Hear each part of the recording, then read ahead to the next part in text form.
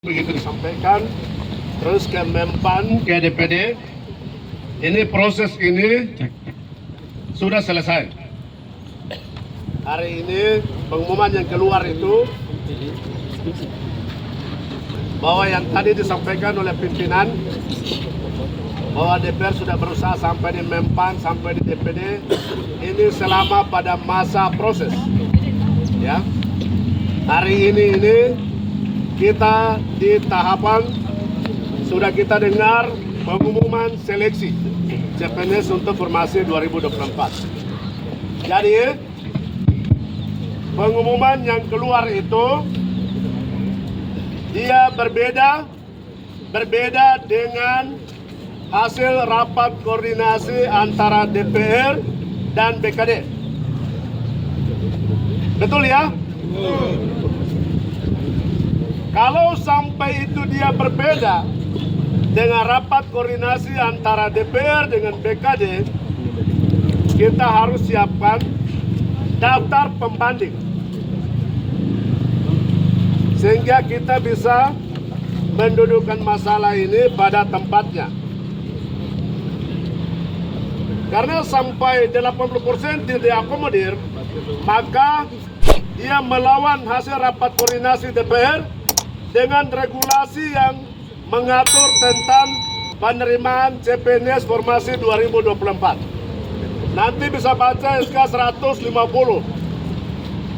Sekedar informasi buat teman-teman itu bahwa begini, pengadaan penerimaan pegawai negeri formasi 2024 itu pertama dasarnya itu peraturan pemerintah nomor 106 pasal 29. Catat ya, itu nanti bisa dipelajari supaya kita bicara di mana-mana itu katanya.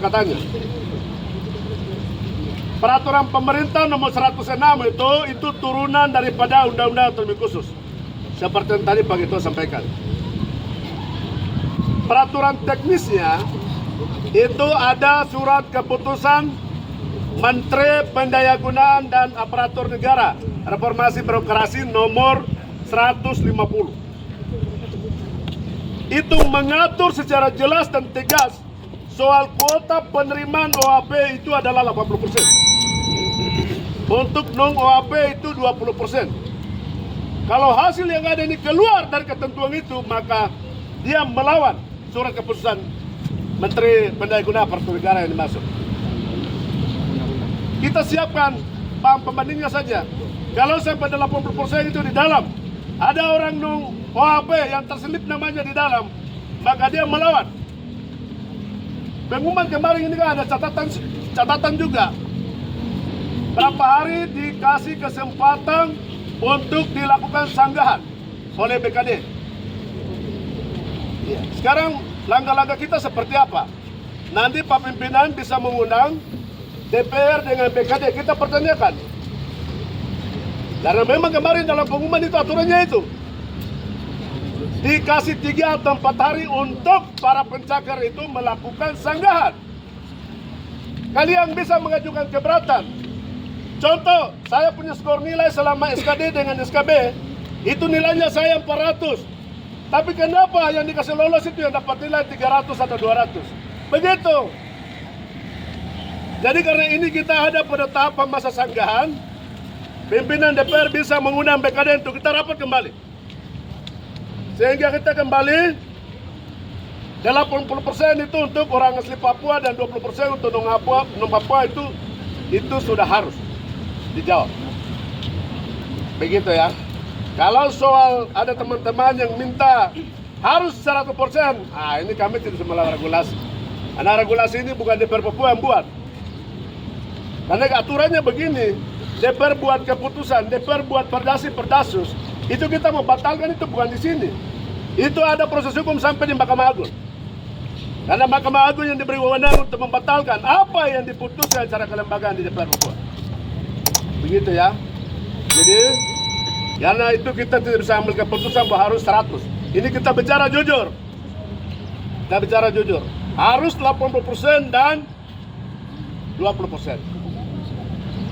Jangan juga karena teman-teman ini kemarin ikut tes kemudian tidak dikasih lolos, lalu datang protes, itu bisa.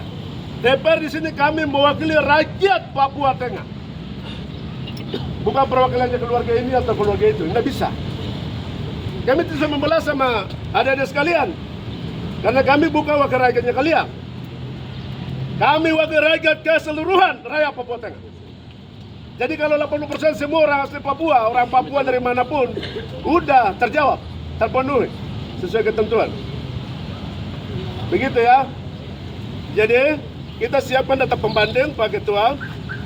Kalau sampai pimpinan anggota DPR itu kita dapat, misalkan dalam 80% apa punya itu, kalau ada orang pendata yang masuk, ya tinggal panggil aja.